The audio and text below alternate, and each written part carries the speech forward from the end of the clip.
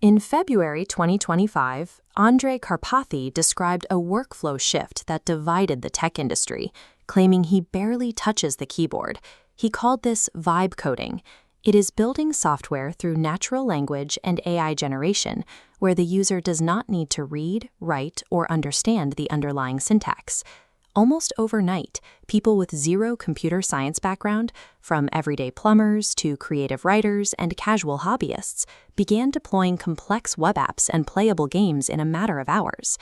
Many veteran software engineers viewed the results with skepticism. They warned that the output was unmaintainable and lacked the rigor required for safe professional use. This creates a central tension.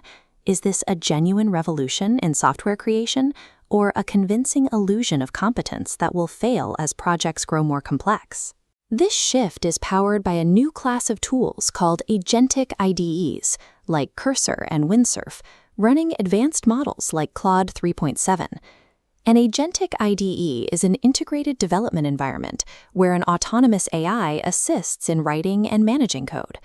Unlike a standard chatbot where you manually copy text, these agents are autonomous. They create files, manage folder structures, and edit across multiple modules at once.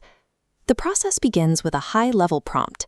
The user describes the desired application in plain English, and the agent takes over. Within mere seconds, the AI agent produces an initial working prototype, rapidly populating the screen with complex logic and design. This changes the human's role. They are no longer a manual syntax typist. They are a product manager directing a junior developer who works at incredible speed. However, code generated by AI is prone to crashing or producing terminal errors on the first run. A traditional developer would trace the logic and isolate the root cause.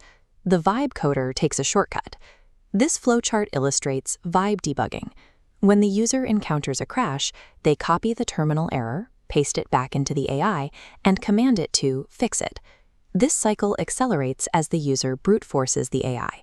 They feed errors back into the prompt until the software runs, bypassing actual comprehension.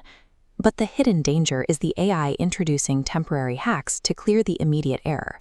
These band-aids gradually degrade the system's architecture. The philosophy relies entirely on the output appearing to work, regardless of the quality or safety of the code beneath the surface.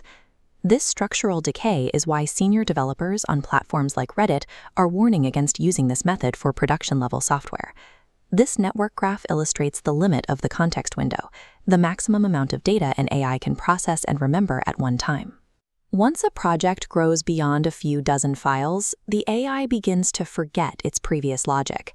This causes API hallucinations, where an overwhelmed AI confidently invents functions that do not exist, breaking features that previously worked. This makes vibe coding incompatible with legacy corporate codebases that contain millions of lines of entrenched complexity. While this method produces prototypes faster than a human ever could, it struggles to maintain architectural stability as a project grows. The current strength of vibe coding is in rapid validation. It allows for the creation of personal tools and testable hypotheses at virtually zero cost. For absolute beginners, it completely eliminates blank page syndrome, turning a raw idea into a functional interface in minutes. Traditional programming knowledge remains essential for building secure, high-stakes systems that can survive long-term maintenance. Software engineering remains a specialized field, but the barrier to building has shifted. The primary requirement is no longer syntax, but imagination.